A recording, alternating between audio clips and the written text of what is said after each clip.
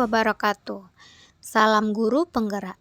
Saya Tia Irgarini, calon guru penggerak angkatan 11 dari Kabupaten Pasaman Barat.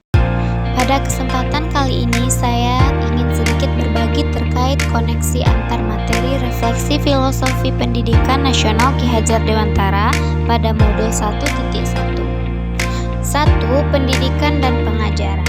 Pendidikan. Tujuan pendidikan adalah menuntun segala kodrat yang dimiliki anak agar ia mampu mencapai keselamatan dan kebahagiaan yang setinggi-tingginya, baik sebagai seorang manusia maupun sebagai anggota masyarakat.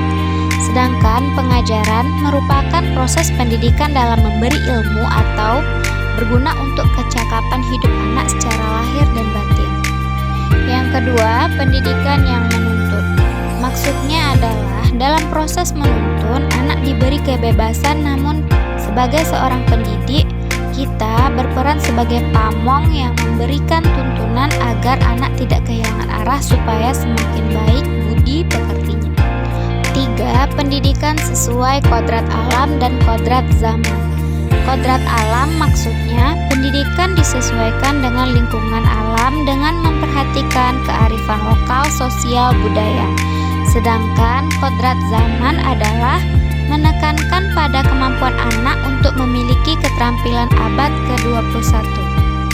Yang keempat, pendidikan berbudi pekerti.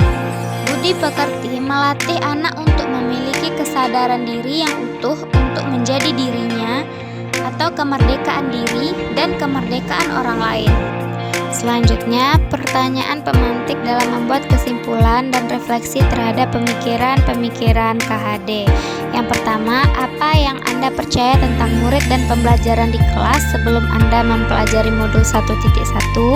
Yang kedua, apa yang berubah dari pemikiran atau perilaku Anda setelah mempelajari modul ini?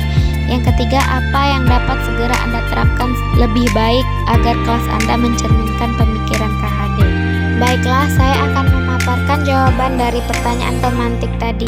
Yang pertama, apa yang Anda percaya tentang murid dan pembelajaran di kelas sebelum Anda mempelajari modul 1.1?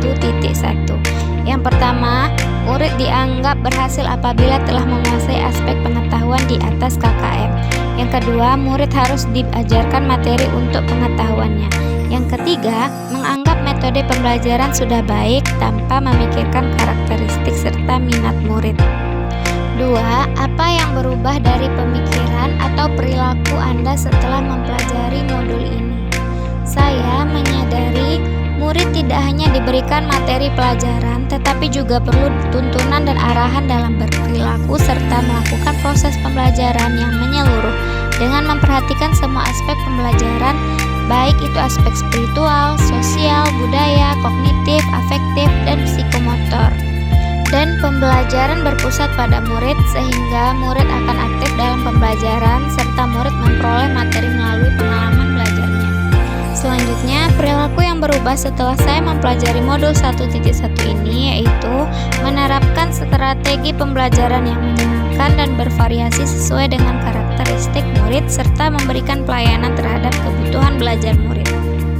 Yang ketiga, apa yang dapat segera Anda terapkan lebih baik agar kelas Anda mencerminkan pemikiran Ki Hajar Dewantara?